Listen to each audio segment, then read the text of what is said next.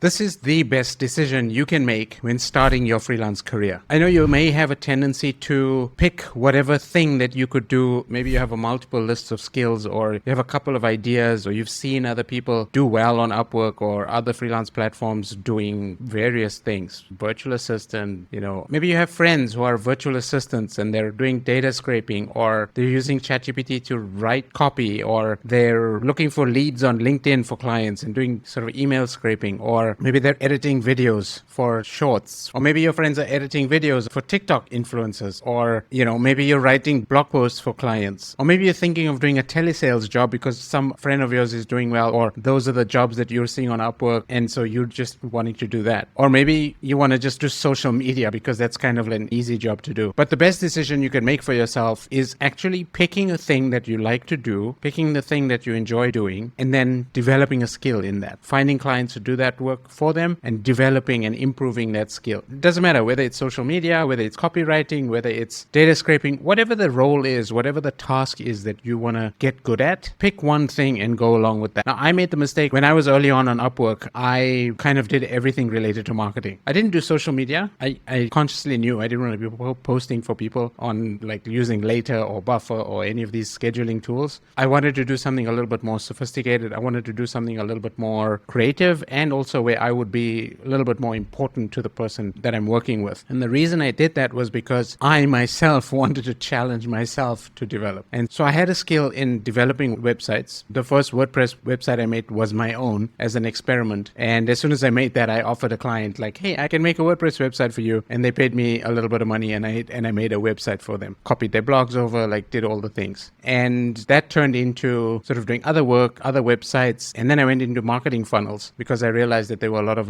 opportunities for marketing funnels or building marketing funnels. I also did email marketing. I also did Shopify websites. I also did advertising. I have a whole bunch of skills that I'm good at or that I've developed over the years. But my suggestion to you as somebody who's starting on Upwork is to pick one thing and double down on that. Let's say you pick email marketing. That's not necessarily a niche. I would say niche down email marketing for yoga teachers or yoga instructors, or email marketing for e-commerce businesses, right? Focus on an industry or a type of business rather than, you're doing email marketing and it's just for everybody. You still need to, I think, narrow down on that specific skill set and a niche, because email marketing for e-commerce businesses are different to marketing for marketing funnels or coaches or consultants, right? So pick the thing that you're good at, then pick the industry or the type of business you want to help, and then look for those jobs specifically in Upwork. Look for keywords around yoga studio and email marketing. It could even be on LinkedIn, right? Maybe people are posting jobs on LinkedIn, or, sometimes on Upwork, sometimes on Instagram, you see posts where people are saying, hey, they're looking for a XYZ freelancer to help with certain skills, right? That gives you a much narrower focus. Sure, there may not be as many job opportunities,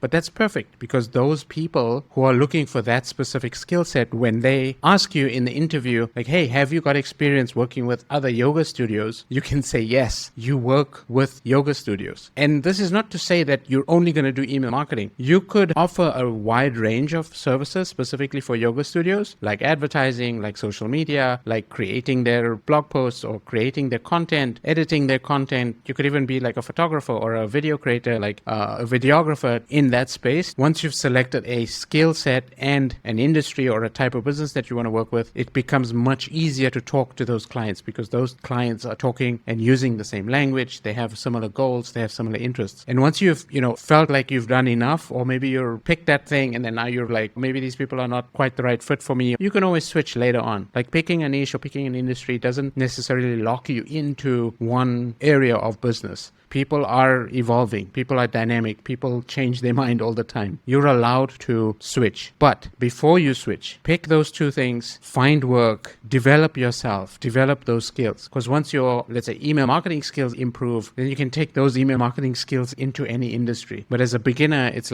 pick one certain thing, get good at it, maybe 100 hours or 1,000 hours of work in that one specific skill set, then you can start branching out on other things. I think you're going to specialize, you're going to get to a level of mastery in that area a lot quicker, and it's going to help you further your career, because now other yoga studios are going to be talking to other yoga instructors or yoga teachers or whatever and saying, oh, I use Burhan for email marketing and he's pretty good and he does other stuff for me as well. That's the type of situation you want to be in. You want to have referrals, because those people talk to other people in their circle, right? Especially if they're part of some community, or especially if they're part of a society or something like that. That's the best decision that you could make, is actually picking the niche, picking the industry, picking the service that you want to offer, and then just start offering that. And that's going to help you, and that's going to go a long way. Good luck. And if you like this video, hit the subscribe button below. I really appreciate it. Hit thumbs up as well if you liked it, and I'll see you in the next video. Bye.